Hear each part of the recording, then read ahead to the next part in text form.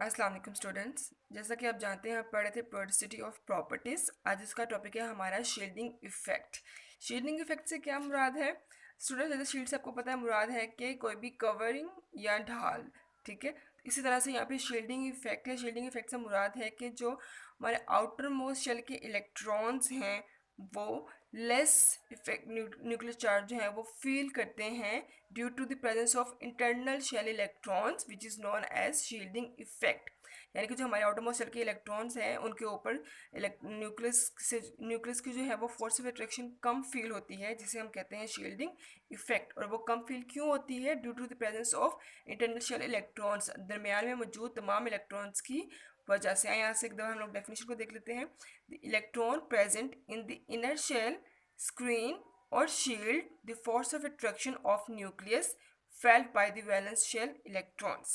यानी कि जो दरमियान में मौजूद इलेक्ट्रॉन्स हैं वो स्क्रीन करते हैं, शील्ड करते हैं, ये रुकावट डालते हैं फोर्स ऑफ अट्रैक्शन की towards their valence shell electrons which is known as shielding effect. इसका मतलब है कि जितना ज़्यादा हमारा एटॉमिक नंबर होगा उतना ज़्यादा जो है वो नंबर ऑफ इलेक्ट्रॉन्स होंगे, जिसकी वजह से जो है हमारा शील्डिंग इफेक्ट भी इंक्रीज होगा।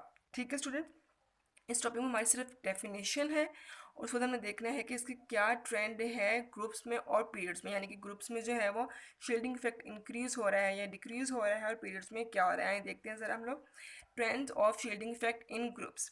ग्रुप्स के अंदर शील्डिंग इफेक्ट क्या हो रहा है? अच्छा स्टूडेंट, आपको पहले तो पता है कि हमारा जो पीरियोडिक टेबल है वो अरेंज किया गया है on the basis of atomic number. यानी कि अगर हम लोग 1 से ऑनवर्ड चलते हैं तो हमेशा ही एटॉमिक नंबर इंक्रीज हो रहा है, ठीक है। और आपको मालूम है कि हमारा ग्रुप्स में क्या होता है, साइज इंक्रीज होता है because number of shell increases, ठीक है। तो trend of shielding effect in groups क्या है कि शील्डिंग इफेक्ट ग्रुप में इंक्रीज होता है because number of shell increase होते हैं, ठीक है। सो हम इसको कह सकते हैं, shielding effect increases in groups because number of internal shell increases in groups, ठीक है। अगर हम लोग देखते हैं trends of shielding effect in periods, तो पीरियड्स में शील्डिंग इफेक्ट जो है वो सेम रहता है बिकॉज नंबर ऑफ इलेक्ट्रॉन्स ज़रूर इंक्रीज हो रहे हैं लेकिन नंबर ऑफ शेल इंक्रीज नहीं हो रहे। तो जो इंटरनल में मौजूद इलेक्ट्रॉन्स हैं वो तो ज़्यादा नहीं हो रहे, तो इसलिए जो है वो फोर्स ऑफ अट्रैक्शन भी जो है उसमें कोई भी रुकावट नहीं आ रही है। आइए मैं एक दफ़ा समझाती हूँ डायग्राम से। जैसे स्टूडेंट्स आप यहाँ देखें, अगर हम लोग ये सेकंड पीरियड की बात करें तो आप देखें सेकंड पीरियड में तमाम जो हमारे एलिमेंट मौजूद हैं उन तमाम में दो ही शेल्स मौजूद हैं। तो नंबर ऑफ इलेक्ट्रॉन इंक्रीज हो रहे हैं सेकंड शेल में, लेकिन क्या हो रहा है कि जो इंटरनल में मौजूद शेल्स हैं वो इंक्रीज नहीं हो रही। जैसे कि लिथियम में क्या है, यहाँ पे दो शेल्स हैं और उसका आटोमोस्ट शेल में एक इलेक्ट्रॉन है। इसी तरह बोरोन में दो शेल्स हैं, आटोमोस्ट शेल में जो है वो 3 इलेक्ट्रॉन है। फ्लोरीन में दो शेल्स हैं लेकिन आटोमोस्ट शेल में 7 इलेक्ट्रॉन। इसका मतलब क्या होगा कि हमारा जो है वो नंबर ऑफ एटॉमिक नंबर तो ज़रूर इंक्रीज हो रहा है, नंबर ऑफ इलेक्ट्रॉन ज़रूर इंक्रीज हो रहा है, लेकिन नंबर ऑफ शेल इंक्रीज नहीं हो रहा है। इसलिए पीरियड्स में क्या होगा, पीरियड्स में शील्डिंग इफेक्ट सेम रहेगा, वो ज़्यादा या कम नहीं होगा, क्योंकि अंदर जो है मौजूद हमारे दो ही इलेक्ट्रॉन्स हैं जो कि रुकावट डाले हैं न्यूक्लियस की अट्रैक्शन में टूवर्ड्स देयर आउटरमोस्ट इलेक्ट्रॉन्स, ठीक है। और अगर हम बात करते हैं ग्रुप्स में, तो आप यहाँ देखिए ग्रुप्स में क्या हो रहा है। लिथियम में पहले हमारे 2 शेल्स थे, देन सोडियम में 3 थे, पोटाशियम में 4 हो गए, ठीक है। तो इसका मतलब क्या होगा, जो हमारे अंदर मौजूद शेल्स हैं वो ज़्यादा हो रहे हैं, जिसकी वजह से शील्डिंग इफेक्ट भी ज़्यादा होगा। तो इसका मतलब है कि सोडियम पे शील्डिंग इफेक्ट ज़्यादा होगा as compare to the lithium, और सोडियम पे शील्डिंग इफेक्ट कम होगा as compare to the potassium, ठीक है। तो पोटाशियम का शील्डिंग इफेक्ट इन सबसे ज़्यादा होगा, ठीक है। तो डाउन द ग्रुप अब टॉप टू द बॉटम क्या हो रहा है, शील्डिंग इफेक्ट ज़्यादा हो रहा है, and from left to the right in period shielding effect will remain same. चलिए अब हम चलते हैं नेक्स्ट टॉपिक की तरफ, which is ionisation energy. Ionisation energy से क्या मुराद है? स्टूडेंट्स आपको मालूम है कि हमारे जो है वो तमाम एलिमेंट जो हैं वो इलेक्ट्रॉन डोनेट करते हैं या गेन करते हैं to complete its valence shell. तमाम जो एलिमेंट्स हैं वो इलेक्ट्रॉन या तो डोनेट करेंगे या फिर गेन करेंगे ताकि जो है वो अपना आउटर मोस्ट शेल कंप्लीट कर ले और उसके बाद वो स्टेबल हो जाए, ठीक है। तो तमाम एलिमेंट आपको पता है कि वो रिएक्ट करते हैं टू अटेन स्टेबिलिटी। तो जब एलिमेंट जो है वो अपने इलेक्ट्रॉन रिलीज करेगा तो उस वक्त जो अमाउंट ऑफ एनर्जी रिक्वायर होगी वो एनर्जी, वो इलेक्ट्रॉन जो है वहाँ से रिमूव करने के लिए, तो वो एनर्जी कहलाती है आयनाइजेशन एनर्जी। ऑब्वियसली वो तमाम एलिमेंट्स जो कि इलेक्ट्रॉन गेन कर रहे हैं उनकी जो है वो कोई भी आयनाइजेशन एनर्जी नहीं होगी। हम आयनाइजेशन एनर्जी की बात सिर्फ उन्हीं एलिमेंट में करेंगे जो कि इलेक्ट्रॉन डोनेट कर रहे हैं, ठीक है। तो ionization energy is the amount of the energy required to remove the most loosely bound electron from the valence shell of an isolated gaseous atom। यानी कि ये सब वो एनर्जी है जो कि हमें चाहिए उस इलेक्ट्रॉन को एलिमेंट से रिमूव करने के लिए जो कि सबसे लूजली बाउंड है, यानी कि जो कि आउटर मोस्ट शेल में मौजूद है। ओके क्लास, अगर जो है हमारा एटम है उसके जो हमारा एलिमेंट है उसके आउटरमोस्ट शेल में एक इलेक्ट्रॉन है, जैसे कि सोडियम में क्या है, आउटरमोस्ट शेल में सिर्फ एक इलेक्ट्रॉन मौजूद है।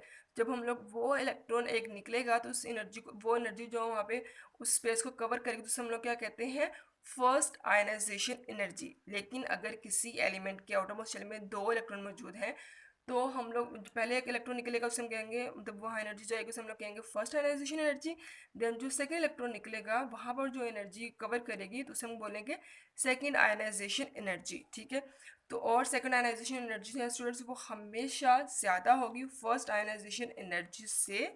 वो किस तरह से, ऐसे देखिए मैंने यहाँ पे एग्जाम्पल के लिए बनाया आपके लिए बेरिलियम का एटॉमिक नंबर है 4, ठीक है। तो इसका मतलब है कि जैसे कि ये इलेक्ट्रॉन है, ये जो है वो 4 प्रोटॉन्स की अट्रैक्शन फील कर रहा है, ठीक है। तो यहाँ से जो है वो जब जो निकल जाएगा यहाँ पे एनर्जी कवर कर लेगी इसको, ठीक है। उसके बाद क्या होगा, अब बच गए 3 इलेक्ट्रॉन्स। तो अब ये जो हमारा इलेक्ट्रॉन है, मतलब 3 इलेक्ट्रॉन्स है लेकिन 4 प्रोटॉन्स की एनर्जी है अंदर। मतलब अब क्या हो गया कि अब जो है वो न्यूक्लियस ज़्यादा फोर्स लगा रहा है टुवर्ड्स इट्स वैलेंस इलेक्ट्रॉन्स। तो अब हमें ये इलेक्ट्रॉन को रिमूव करने के लिए ज़्यादा एनर्जी चाहिए होगी, ठीक है। तो second ionisation energy is always greater than the first ionisation energy, आपने हमेशा याद रखना है, ठीक है। ओके, अब देखते हैं ट्रांजिएंट पीरियड्स। ट्रांजिएंट पीरियड्स क्या होगा, अच्छा स्टूडेंट आपको पता है ये बात कि जैसे जैसे हम जो है वो पीरियड्स में मूव करते जाते हैं तो साइज छोटा होता जाता है, क्योंकि न्यूक्लियस की जो अट्रैक्शन है वो ज़्यादा होती जाती है। तो इसका मतलब है कि हम लोग को एनर्जी भी ज़्यादा चाहिए होगी वहाँ से इलेक्ट्रॉन रिमूव करने के लिए। So the trend of ionization energy in periods increases because the size of atom gets smaller, ठीक है।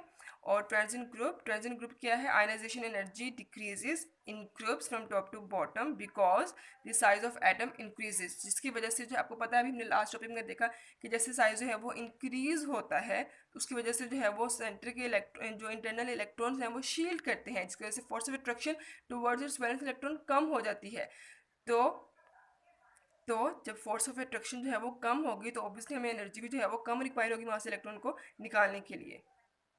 जैसे कि यहाँ पर देखें लिथियम का 2 ही शेल्स है, लेकिन क्या है कि जो उसका आउटर मोस्ट इलेक्ट्रॉन है वो ज़्यादा दूर है न्यूक्लियस से, जब as compare to the fluorine का जो आउटर मोस्ट इलेक्ट्रॉन है वो इतना ज़्यादा दूर नहीं है, मतलब कि वहाँ पे जो है वो साइज छोटा हो गया है due to the more protons in the nucleus.